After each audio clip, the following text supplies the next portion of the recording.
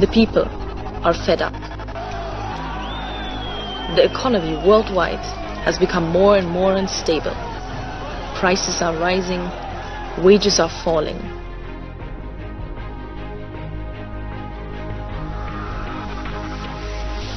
The infrastructure is crumbling.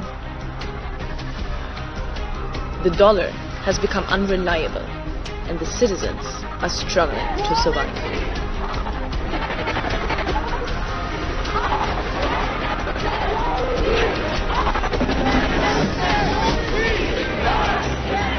At the head of this destructive system stands a sinister entity, a privately owned institution that forces the entire world's population into debt and slavery without hesitation or regard for human life. Let us tell you the story of this financial elite. A financial elite that strives for those who are poor to become poorer and for those who are rich to become richer. A financial elite that benefits from war, terror, and chaos. A financial elite that draws from other people's misfortunes, their sufferings, and misery. A financial elite that has been working for centuries to establish a system of global enslavement, aiming to create a structure that makes everyone, willingly or unwillingly, sign and work their lives away for absolutely nothing, while these corrupt few usurp the planet's resources. All those who have stood in their way and have opposed their system have been eliminated. Through this institution, the financial elite created a structure that ensures that each and every government, as well as every private person, is eventually indebted to them. Each and every day, the Fed increases in power, but it is a power based on an illusion. Will the people wake up and stand up against the Fed before they implement the next stage of their plan? A new world order. The real question we should be asking is, how much do you know about the Federal Reserve?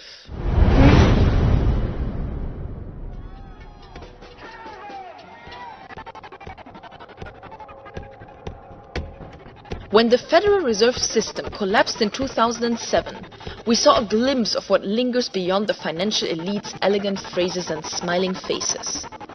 Powerless governments exploited citizens, abused protesters. Thousands of people around the globe went on the street shouting, "We are the 99%, determined to topple the selected few that are trying to enslave and exploit them. The local police responded with slapsticks, pepper spray and violence to their protests, choosing the elite's comfort over the rights of the citizens. Those who criticized the practices of the financial elite were considered an impending danger and treated as enemies of the state. If you do not disperse, you may be arrested and/or subject to other police action." Thousands went on the street. Hundreds got arrested. Millions complained and bickered. And nothing changed. Adding up the total amount of money that was paid for bailouts worldwide, we count several trillions of dollars. This unimaginable amount of money was pumped back into the system to ensure that everything continued just like before. More than 10 years later, the system has not been adjusted, but rather has enhanced.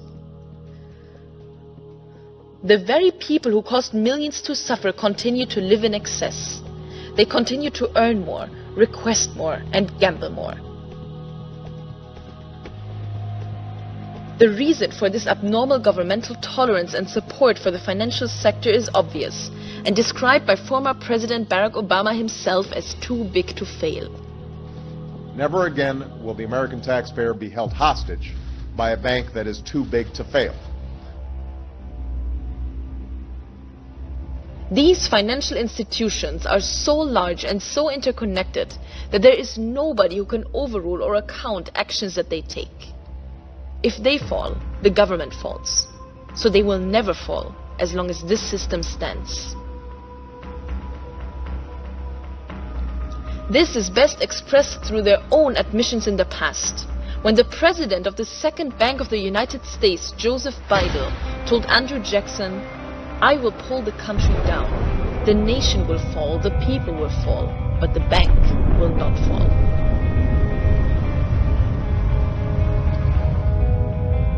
The US dollar is the unofficial world currency that serves as a global trade scale. 90% of all business transactions around the globe are made in dollar. Every country that imports and exports goods exercises this transaction in dollar. In a globalized society where trade is the only way to achieve wealth, the dollar has an incredible influence. Imagine an institution that creates and controls this global currency.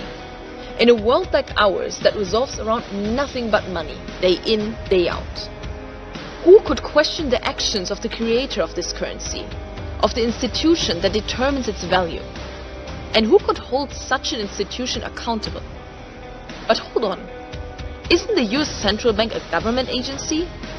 Or is it at least led by the people's representatives? Does it not answer to a government institution? Unfortunately, it doesn't. The Federal Reserve is neither federal nor governmental. It is a private corporation. In fact, 100% of the Fed's shareholders are private banks. None of its stock is owned by the government. So with the Fed, the financial elites created for themselves an institution that controls the money supply of the world's most influential currency and therefore has huge influence on all governments around the globe. But it wasn't always like that. By the early 20th century, the American people had opposed and prevented several central banking systems, which were swindled into place by ruthless banking interests. At this time, the dominant families in the banking and business world were the Rockefellers, the Morgans, the Warburgs, and the Rothschilds. And in the early 1900s, they sought to push once again legislation to create a central bank. However, they knew that the government and public were very wary of such an institution, so they needed to create an incident to affect the public opinion. J.P. Morgan, publicly considered a financial luminary at the time, exploited his mass influence by publishing rumors that a prominent bank in New York was bankrupt. Morgan knew this would cause mass hysteria, which would affect other banks, and it did. The public, in fear of losing their deposits, immediately began mass withdrawals. This was the spark the international bankers needed to initiate their plan in 1910.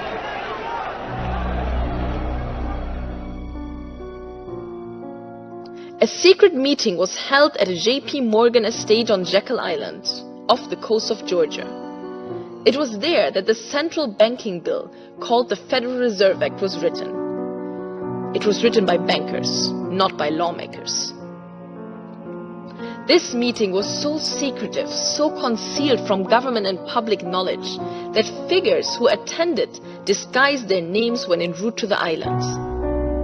After this bill was constructed, it was then handed over to their political frontman, Senator Nelson Eldrick, to push through Congress. And in 1913, with heavy political sponsorship by the bankers, Woodrow Wilson became president, having already agreed to sign the Federal Reserve Act in exchange for campaign support. And 2 days before Christmas, when most of Congress was at home with their family, the Federal Reserve Act was voted in, and Wilson, in turn, made it law later.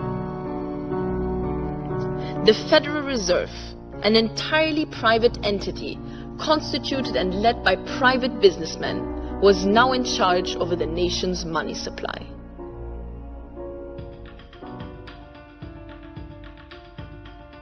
But it wasn't enough for Rothschild and his allies to raise and lower interest rates and regulate the dollar. Rather, they aspired to go one step further and establish a system that enabled them to create their own wealth without any restrictions. They wanted to build a structure that would allow them to endebt every influential person on the planet, and even every government. The plan was to seize the authority to create money that is backed up by absolutely nothing. They introduced a system called fractional reserve banking that allowed them to fabricate money whenever they felt like it. They had designed their personal philosopher's stone. They could now create wealth by nothing more than the stroke of a pen. Interesting how few questions we actually ask about very everyday things, like when we go into a bank and we ask for a loan of, say, $50,000, £50,000, what actually happens? You see, most people live their lives based on a kind of vague image of what happens. What actually happens is you ask for £50,000, they type into your account £50,000. That's all they do. They don't mint any coins, they don't print any money, they don't move any precious metal anywhere. They just put £50,000 into your account on a computer screen. From that moment, you start paying interest on money that has never, does not, and will never exist. Virtually all money is nowadays created as a debt to either central or private banks. When private households spend more than they earn, they have to borrow the remainder from private banks. When governments spend more than they receive in taxpayers' money, they have to borrow the remainder from the central bank. And that is how money is created. In fact, in our monetary system, this is the only way to create money. That does not only sound completely senseless, it actually is. But this is exactly how the system works. Money is created out of nothing by banks loaning money to private households or governments. There is absolutely no limit on how much money banks can create, provided they can find someone who is willing to borrow it. This system is headed and overseen by the Federal Reserve, which is the very bank that lends money it does not have to the government at interest. It is not hard to see why the Rothschilds and Morgans spent an enormous amount of resources on creating this institution. The influence of a privately owned institution that can indebt governments as well as the people without any restrictions extends infinitely. The financial elite created a system where each and every institution, as well as every private person, is eventually indebted to them. With every dollar borrowed, the Fed increases in power. The very structure of the system manifests the control of the financial elites and allows them to control the populations and the government. I want to see the people responsible for destroying the lives of millions of people. I want to see the people responsible for destroying the lives of millions of people. In handcuffs. In handcuffs. And led away. And led away. And brought to justice. Immediately. It's time. It's time. To make them pay. To make them pay. Tax them. Tax them. Tax them. Now, when the banks create money, they do not hand it over to the government or the people, but loan it to them at interest.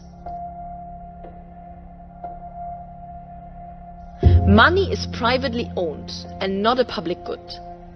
In the UK, the people pay the banks almost 200 million British pounds every day in interest. This does nothing but distribute money from the bottom of the pyramid to the top of the pyramid. In the US, 0.1% of the people own as much as 90% of all the rest combined. Those who have the money lend it out to those who don't have it at interest and win. At the same time, they perpetually create new dollars and pump them into the system, such that the value of the money in circulation decreases. Ever since the creation of the Federal Reserve and the introduction of fractional reserve banking, consumer prices in the US are 30 times higher than ever before. Now, while financial elites, central banks, and all those who get the newly created money early are able to buy the things they want before the prices have risen to reflect the new money in circulation, the money of those at the bottom of the pyramids loses its value. By the time the newly created money has filtered down to them, the prices of the things they want to buy have increased and their savings have lost value.